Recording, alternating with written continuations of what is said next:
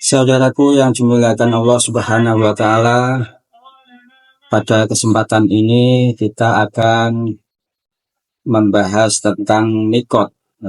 Mikot dalam haji dan umroh. Apa sih mikot itu? Mikot adalah batas. Batas itu bisa berupa waktu, bisa berupa tempat. Waktu, kapan kita harus memulai haji, kapan kita harus memulai umroh. Batas tempat, di mana kita harus memulai umroh, di mana kita harus memulai haji. Dalam haji dan umroh, mikot ada dua macam. Yang pertama adalah mikot zamani. Mikot artinya batas, zamani waktu.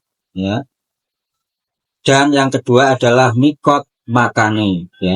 Mikot artinya batas, makani tempat. Batas tempat. Yang pertama mikot zamani untuk haji terlebih dahulu. Mikot zamani untuk haji adalah bulan Syawal, bulan Dzulqa'dah, dan 10 hari pertama bulan Dzulhijjah.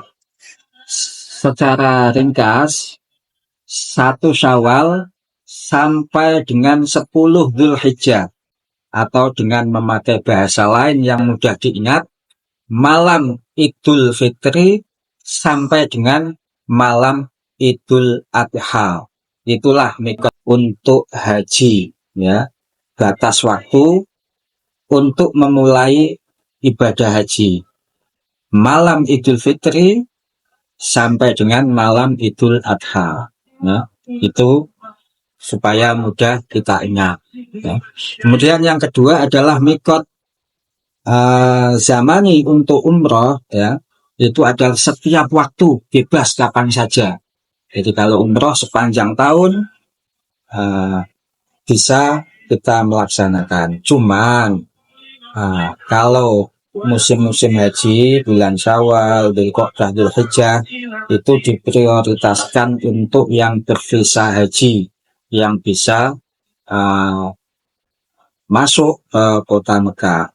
Andaikan orang Mekah yang sudah di sana, ya dia bebas, tidak kena batasan itu. Kita saja yang dari Indonesia, bulan-bulan haji, visa selain haji itu ditunda sementara dan diprioritaskan untuk yang bervisa haji. Itu mikot zamani untuk haji dan untuk umroh. Yang kedua, jenis mikot yang kedua adalah mikot makani. Jadi mikot itu batas, makani tempat, batas yang bersifat tempat. Jadi bukan makani bahasa Jawa mangani, ngasih makan, bukan. Tapi mikot yang bersifat tempat. Di mana kita memulai haji itu. Ada 6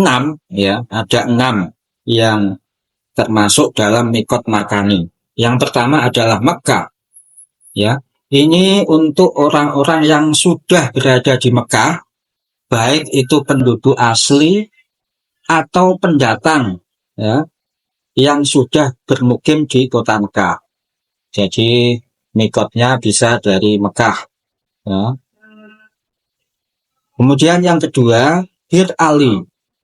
Bir Ali yaitu mikot yang ada di sekitaran kota Madinah.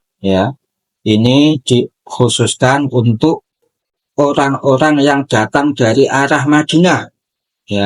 Termasuk jamaah haji Indonesia yang gelombang 1 yang sudah bermukim di Madinah 9 atau 10 hari, mau ke Mekah, mau melaksanakan umroh atau melaksanakan haji, maka harus mengambil mikot dari tempat yang namanya Bir Ali. Bir itu sumur, Ali. Jadi sumurnya Ali. Itu mempunyai sejarah tersendiri namun tidak saya bahas di sini karena fokus kepada mikot. Bir Ali itu adalah nama populer untuk saat ini. Nama yang dahulunya adalah Dzulhulaifah, ya. Itu Bir Ali. Kemudian mikot yang ketiga adalah Juhfah. Namanya Juhfah.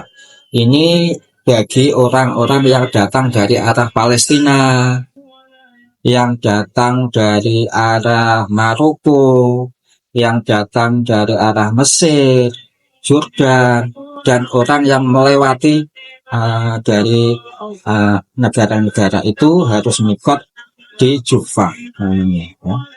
Kemudian yang keempat, Yalamlam. Ya, ini mikot bagi orang yang datang dari arah Yaman. Ya, itu harus bermikot dari yang namanya Yalamlam. Ya. Yang kelima adalah Qarnul Manazil, yaitu bagi orang yang datang dari arah Najd, yang datang dari arah Hijaz, dan yang datang dari arah Riyadh. Jamaah haji Indonesia yang gelombang kedua, ya, yang datang dari Jakarta menuju Jeddah dan langsung ke Mekah, itu juga ngambil mikotnya di Qarnul Manazil.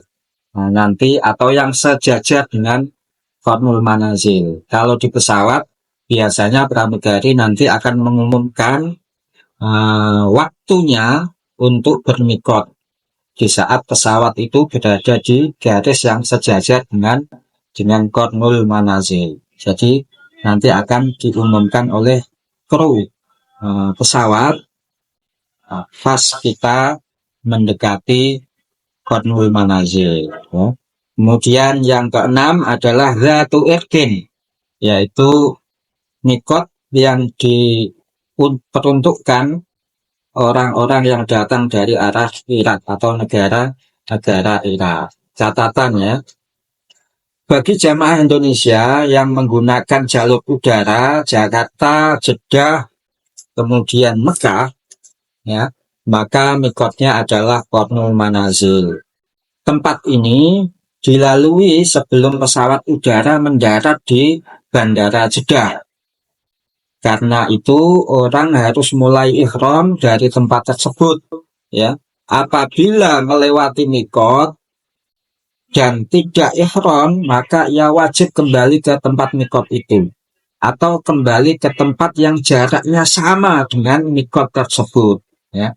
Jika tidak mampu kembali atau putar balik, maksudnya, ya, maka